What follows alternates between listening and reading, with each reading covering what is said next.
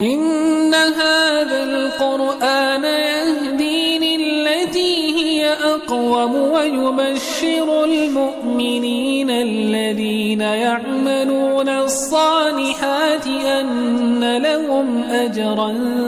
كبيرا. بسم اللہ الرحمن الرحیم، الحمد للہ رب العالمین، والصلاة والسلام علی رسولہ النبی الکریم وآلہ وصحبہ اجمعین، وبعد، اعوذ باللہ من الشیطان الرجیم. ثم انتم هؤلاء تقتلون انفسکم وتخرجون فریقا منکم من دیارہم تظاہرون علیہم بالإثم والعدوان وإن یأتوکم اسارا تفادوہم وهو محرم علیکم اخراجہم. محترم سامعین و مشاہدین، اللہ رب العالمین احکم الحاکمین نے بنی اسرائیل سے جو وعدے لیے، اللہ رب العالمین کی عبادت کے بعد ماں باپ کے ساتھ حسن سلوک اور اقربا، مساکین، یتیموں کا خیال رکھنا، سب لوگوں کے ساتھ بھلائی کرنا، امن سے رہنا، فتنہ و فساد، قتل و جدل نہ کرنا، اور اسی طرح سے اللہ رب العالمین احکم الحاکمین کی باتوں کا اقرار کرنا، ان تمام چیزوں کا ذکر گزرا. آج سلسلہ تفسیر کے اندر 85 سے لے کر 88 نمبر آیات کی تفسیر اور ترجمہ انشاءاللہ ہوگا. اللہ تعالیٰ فرماتے ثم انتم ہؤلاء، اے بنی اسرائیل، پھر تم ہی وہ لوگ ہو، تقتلون انفسکم، جو آپس میں قتل و غارت کرتے ہو، وتخرجون فریقا منکم من دیارہم، اور آپس کے ایک فرقے کو جلا وطن بھی کرتے ہو، تظاہرون علیہم بالإثم والعدوان، اور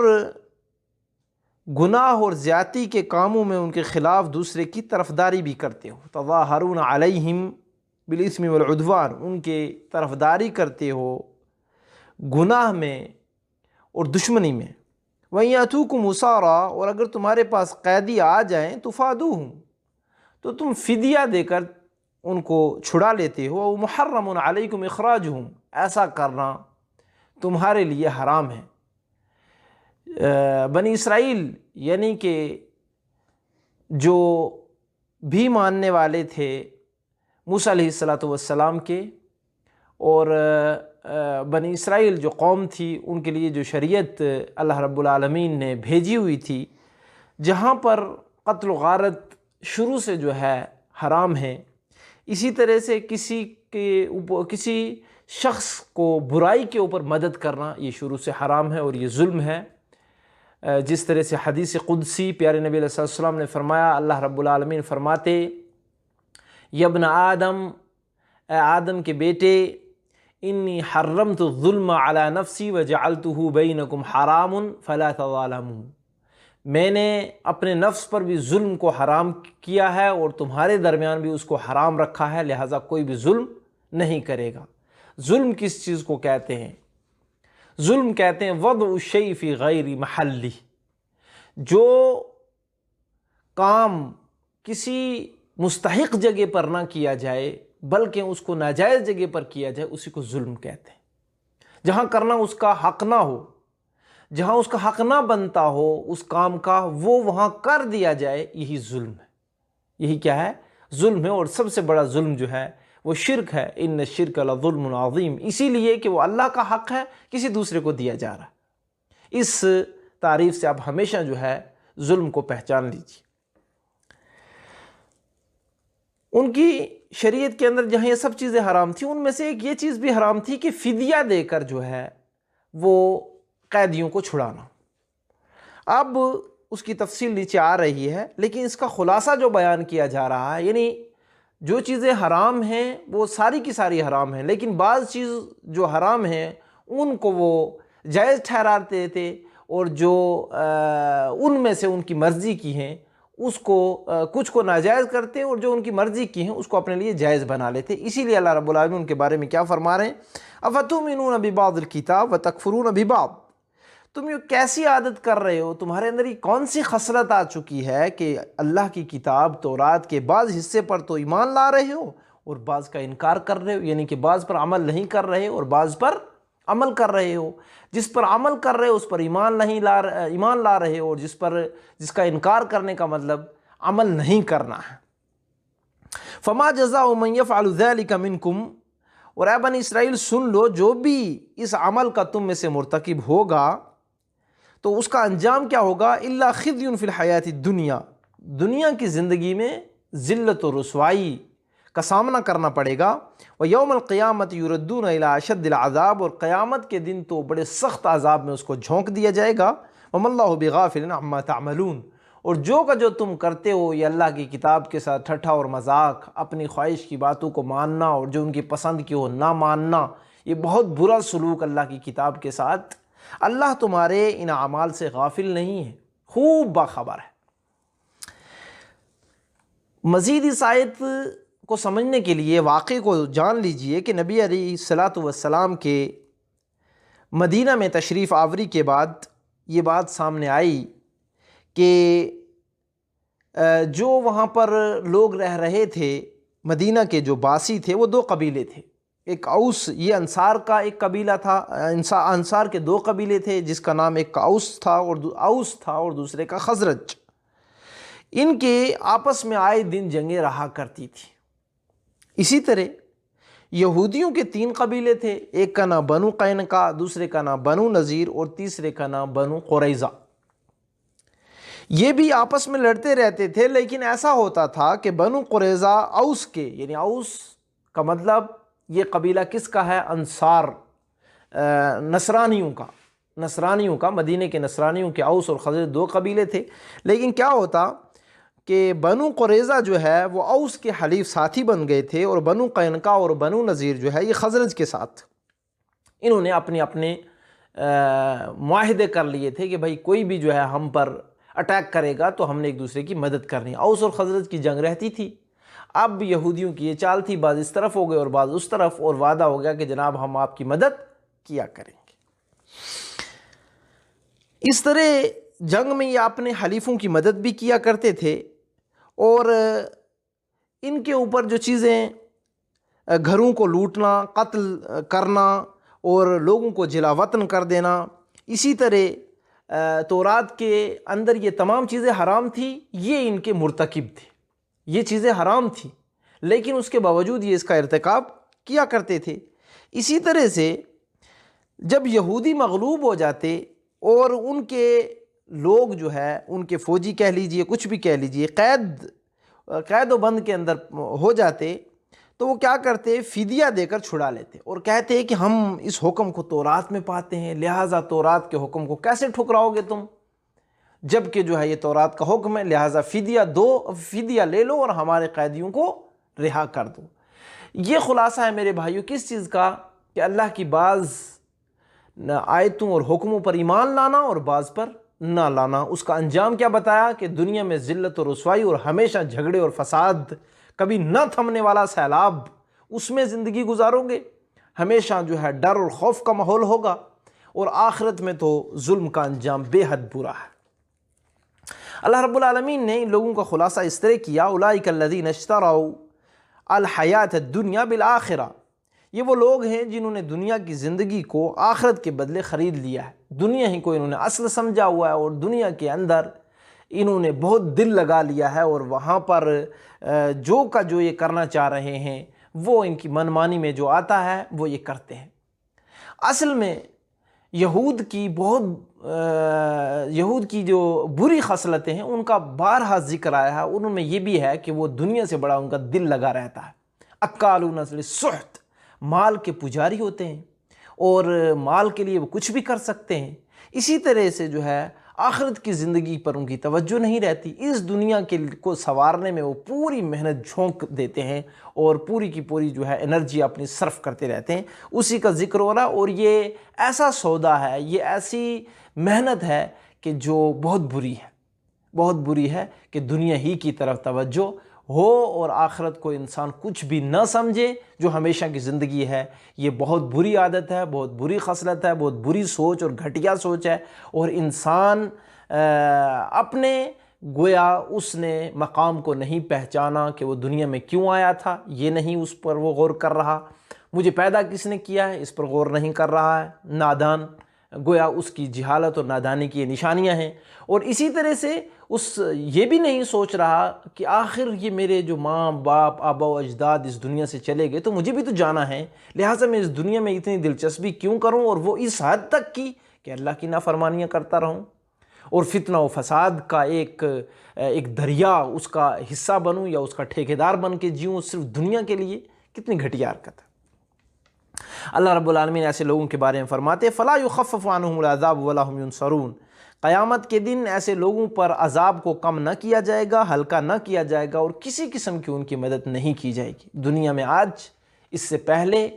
حال میں اور مستقبل میں آنے والے تمام فسادیوں کے لیے یہ بہت بڑا ایک جواب ہے، اور ان کو ان کا مقام، ان کی حیثیت سمجھانے کے لیے کہ آپ کی کیا حیثیت ہے، یہ آیت ان کو جھنجھوڑتی ہے اور ان کو سمجھانے کے لیے کافی ہے۔ پھر رب اللہ فرماتے ہیں وَلَقَدْ آتَيْنَا مُوسَى الْكِتَابَ وَقَفَّيْنَا مِن بَعْدِهِ بِالرُّسُلِ، ہم نے موسیٰ علیہ السلام کو کتاب دی یعنی تورات، اور ان کے پیچھے قفینا یعنی پیچھے بہت سارے رسولوں کو بھی بھیجا، جن کی آخری کڑی عیسیٰ ابن مریم علیہ افضل الصلاۃ و اتم التسلیم تھے۔ یعنی کہ موسیٰ علیہ السلام اور عیسیٰ علیہ السلام کے بیچ میں بہت سارے رسول آئے، پیغمبر آئے، اور آیات بینات لے کر آئے، اور عیسیٰ علیہ السلام کا ذکر جو آیا ہے وہ بینات کے ساتھ آیا ہے، یعنی کہ بہت سارے معجزے اللہ تعالیٰ نے عیسیٰ علیہ السلام کو بھی دیے ہوئے تھے۔ اور پھر اللہ رب العالمین فرماتے وَأَيَّدْنَاهُ بِرُوحِ الْقُدُسِ، اور عیسیٰ علیہ السلام کی تائید تو ہم نے جبریل امین علیہ السلام کے ذریعے بھی کی ہوئی تھی۔ أَفَكُلَّمَا جَاءَكُمْ رَسُولٌ بِمَا لَا تَهْوَىٰ أَنفُسُكُمُ اسْتَكْبَرْتُمْ، اے مدینہ کے یہودیوں اور نصرانیوں تم بھی، اور دنیا کے تمام لوگوں تم بھی سن لو کہ جب بھی ان کے پاس رسول وہ چیز لے کر آئے جو ان کی مرضی کے خلاف تھی، انہوں نے فوراً اس کا انکار کیا تکبر کرتے ہوئے۔ آج بھی کوئی حدیث سنا دی جائے، جناب یہ حدیث ہو ہی نہیں سکتی، میں مانتا ہی نہیں ہوں، بھائی آیت پڑھ کے سنائی جائے، اللہ رب العالمین یہ بات کہتے ہیں کہ وسیلہ صرف اللہ رب العالمین کے ناموں کا ہے، وسیلہ نیک اعمال کا ہے، وسیلہ ایک نیک زندہ شخص سے آپ دعا کروا سکتے ہیں، اس کے دلائل دیے جاتے ہیں، اور جناب اس پر بھڑک جاتے ہیں لوگ اور کہتے ہیں کہ جناب یہ کیسے ممکن ہے، یہ تو کہیں پر بھی نہیں ہے، ہم نے تو ایسا پڑھا ہے اور ویسا پڑھا ہے، اور ہمارے بڑی لمبی بات ہے۔ باہر کیا مجھے اشارہ یہ دینا ہے اور سمجھانا یہ ہے میرے بھائیوں کہ جب بھی رسول لے کر ان کے پاس اللہ کے حکم آئے اور وہ حکم ان کی مرضی کے خلاف ہوئے، فوراً انہوں نے رد کیا۔ یہ ان کی ایک بری خصلت بتائی جا رہی ہے۔ امت محمدیہ صلی اللہ علیہ وسلم کے کسی بھی شخص کو یہ زیبا نہیں دیتا وہ ایسی حرکت کرے۔ پھر ان کے دو گروہ ہو گئے، فَفَرِيقًا كَذَّبْتُمْ، جو نبی بھیجے گئے موسیٰ علیہ السلام کے پاس، بعض نبیوں کو کیا کیا انہوں نے، ان کو جھٹلا دیا، وَفَرِيقًا تَقْتُلُونَ، اور بعض نبیوں کو انہوں نے قتل بھی کیا، قتل بھی کر دیا۔ جناب اس قسم کے گستاخ تھے آج علماء ربانیین کے ساتھ۔ پیارے نبی علیہ السلام کی نبوت کے بعد اب کوئی نبوت نہیں قیامت تک، خاتم النبیین رحمت للعالمین پیارے نبی علیہ السلام ہی ہیں، اور وہ انہی کو یہ مقام اللہ رب العالمین نے عطا کیا ہے، سید الاولین والآخرین ہیں اور امام الانبیاء ہیں میرے بھائیوں۔ لیکن آج کے وقت میں علماء ربانیین کو ٹھکرایا جاتا ہے، ان کے وہ باتیں جو اللہ اور رسول کی باتیں وہ نقل کرتے ہیں وہ ٹھکرائی جاتی ہیں، اور بعض علماء کے ساتھ یہ سلوک کیا جاتا ہے کہ جھٹلا دیا جاتا ہے، اور بعض علماء ہر دور کے اندر ان آزمائشوں کے شکار ہوئے۔ اللہ تعالی ہم سب کو ایسی آزمائشوں سے بچا کر رکھے، آمین۔ لیکن میں یہ حالات بتا رہا ہوں کہ ایسا کبھی بھی امت محمد صلی اللہ علیہ وسلم کے لوگوں کے لیے یہ لائق اور زیبا نہیں کہ وہ اپنے علماء ربانیین جو واقعتاً اللہ اور رسول صلی اللہ علیہ وسلم کی بات بتائیں ان کو یا جھٹلائیں یا ان کے اوپر ہاتھ اٹھائیں۔ یہ بہت بڑا گناہ ہے۔ یہ بنی اسرائیل کی ایک اور شرارت بتائی جا رہی ہے اور ایک اور بہت بڑا گناہ بتایا جا رہا ہے۔ آخری آیت کے درس کی وَقَالُوا قُلُوبُنَا غُلْفٌ، یہ کہتے ہیں بنی اسرائیل یہ کہنے لگے ہمارے دل پر غلاف چڑھ گئے ہیں، ہمارے دلوں کے اوپر غلاف ہے، اور یہ وہ ان کی نادانی اور ان کی گناہ کے اندر لت پت رہنے کا ایک بہت بڑا ثبوت یہ تھا کہ ان کے اندر سوچ کے اور ادراک کے مادے ختم ہو چکے تھے، ان کے اندر سے توفیق ہی اٹھ گئی تھی۔ وہ فخر سے کہہ رہے تھے جناب ہمارے دلوں پر کیا ہو گئی ہے کہ غلاف ہے۔ جیسے آج کسی کو سمجھایا جائے تو وہ کہتا ہے جی ہمیں آپ گمراہ ہی رہنے دو، آپ یہ ہدایت پر ہو، ٹھیک ہے آپ رہو۔ بھائی آپ کو ایک بات بتائی جا رہی ہے جو اللہ کی ہے، اللہ کے قرآن کی آیت پڑھی جائے، پیارے نبی صلی اللہ علیہ وسلم کی حدیث پیش کی جائے، اور آپ کہیں نہیں جی ہمیں آپ گمراہ ہی سمجھو اور آپ ٹھیک ہے ہدایت پر رہو۔ یہ کیا ہے؟ یہ کوئی فخر کی بات نہیں ہے، یہ جہالت کی بات ہے، اور یہ وہ بات ہے کہ جو بنی اسرائیل کا وہ طبقہ کہا کرتا تھا کہ جو بے حد گمراہ تھا، بے توفیق تھا، اور جس کا انجام بہت برا ہوا کہ ہمارے دلوں پر غلاف ہے۔ اللہ رب العالمین نے فرمایا غلاف نہیں بل لعنہم اللہ بکفرہم، ان کے انکار کے سبب اللہ نے ان کو اپنی رحمت سے دور کر دیا ہے۔ لعنت کا معنی پیچھے بھی بتا چکا ہوں تفسیر میں، اللہ کی رحمت سے دور ہونا۔ اللہ نے اپنی رحمت سے ان کو دور کر دیا ان کے کفر کے سبب، فقلیلا ما یؤمنون، تو ان کا ایمان بہت ہی تھوڑا ہے، بہت ہی ہلکا سا ایمان ہے۔ بس کوئی ذرا سا ہوا کا جھونکا آئے اور بکنے کے لیے تیار ہو جاتے ہیں، اور کبھی یہاں اور کبھی وہاں، جس طرح اللہ تعالیٰ نے منافقین کے بارے میں فرمایا مذبذبین بین ذلک لا الہ ہؤلاء ولا الہ ہؤلاء، نہ اس طرف نہ اس طرف، ہمیشہ تذبذب میں، ہمیشہ تزلزل میں، کہیں پر ثابت قدمی نہیں ہے۔ لہٰذا سامعین و مشاہدین، آج کے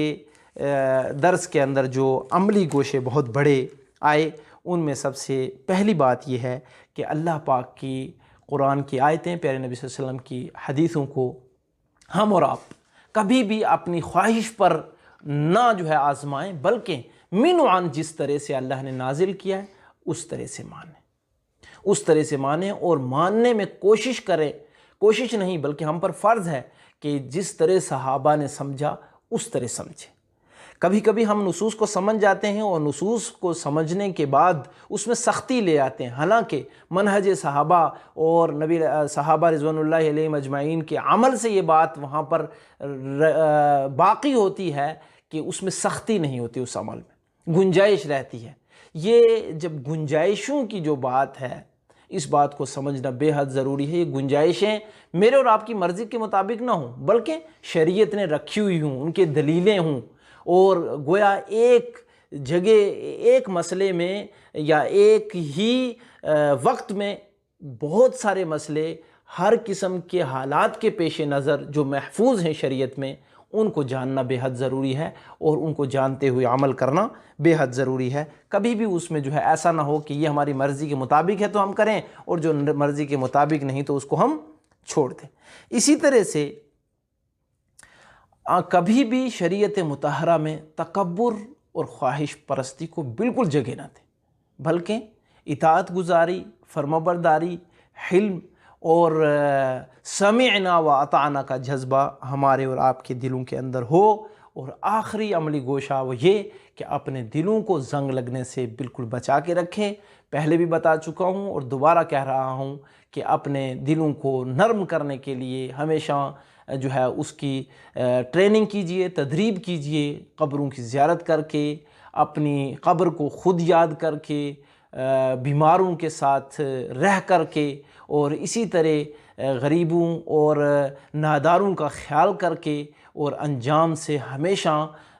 باخبر رہیے، کبھی بے خبر مت رہیے۔ اس طرح دل ہمیشہ اللہ کی توفیق میں رہتا ہے، اور اس کو اللہ تعالیٰ اپنی ہدایت سے نوازتے ہیں۔ دعا گو ہوں مالک الملک سے اللہ تعالیٰ مجھے اور آپ کو ہدایت پر رکھے، اور توحید و سنت پر رکھے، شرک و بدعت سے بچائے، اور تمام فتنہ و فساد اور تمام قسم کی بدامنیاں اور تمام قسم کے جو بھی عذاب اور پریشانیاں ہیں، بیماریاں ہیں، اللہ تعالی ہم سب کو بچا کر رکھے۔ آمین وصلی اللہ علی النبی الکریم۔ سبحانک اللہم وبحمدک، اشہد ان لا الہ الا انت استغفرک واتوب الیک، وصلی اللہ علی النبی الکریم۔ السلام علیکم ورحمۃ اللہ وبرکاتہ۔